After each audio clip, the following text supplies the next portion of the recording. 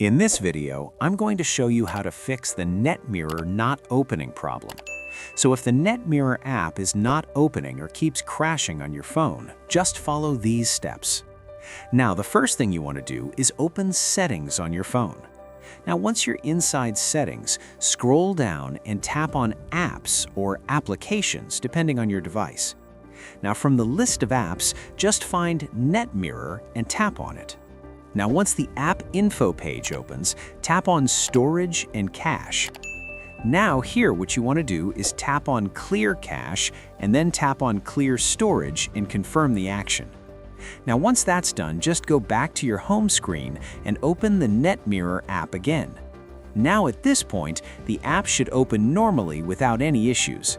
And that's it. Your Netmirror not opening problem should now be fixed.